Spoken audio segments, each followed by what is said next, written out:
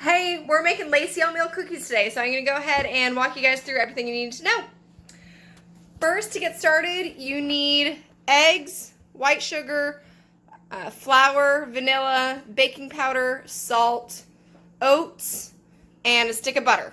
Okay, the first thing you're going to do is take your stick of butter and melt it on the stove. I have mine just kind of on medium heat. You want to make sure you're not going to burn it. You don't want to boil it. You just want to melt it. Once everything is melted, we're almost there.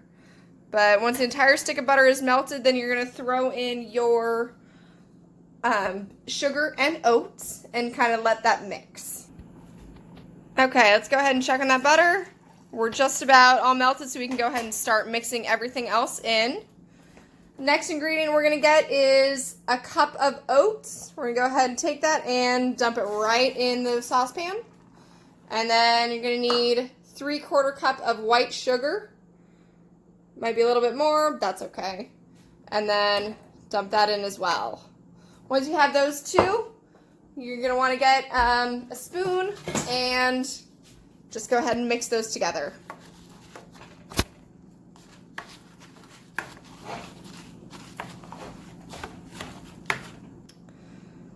Once you have your oats and your sugar mixed in, it should look like this, a little bit dry, but then you're going to go ahead and add 1 egg. Make sure you beat the egg before you add it in, and add that in. Set your bowl aside, and whoops, I'm going to toss the phone out of my hand, and then go ahead and mix this. Make sure you turn the heat down because you really don't need it at this point.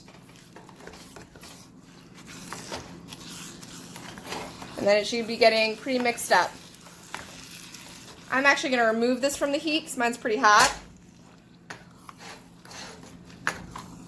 And make sure you're getting everything on the bottom. You should get the eggs all in it. Okay.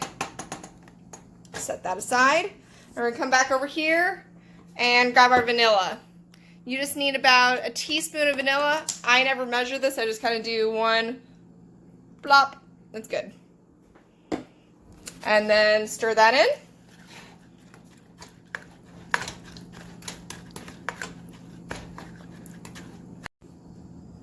Okay, so your dough should look like this. Kind of gooey.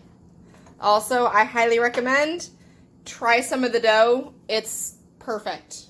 I used to eat this as an afternoon snack when I was a kid in school. True story. All right, so then you're going to want to take a 1/4 teaspoon. That measurement's not going to show up, but a 1/4 teaspoon of salt and put it in. And then same thing, a 1/4 teaspoon of baking powder.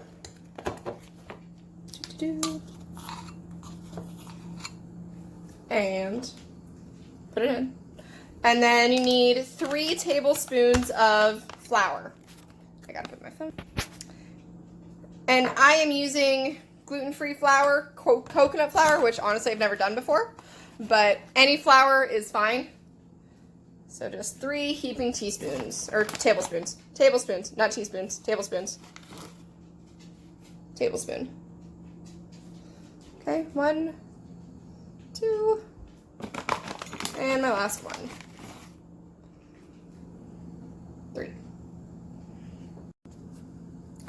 After you add the flour, your dough should be looking a little bit thicker, like this.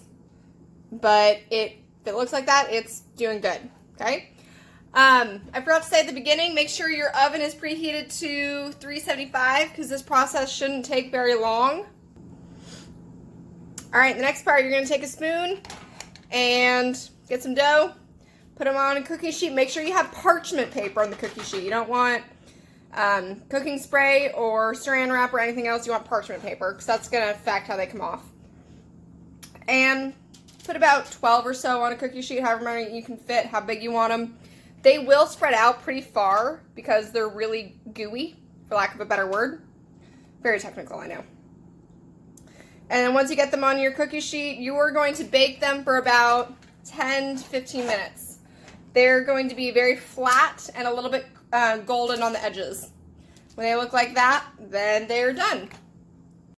All right, I just pulled these guys out of the oven, and as you can see, they're still pretty soft on the center portion there.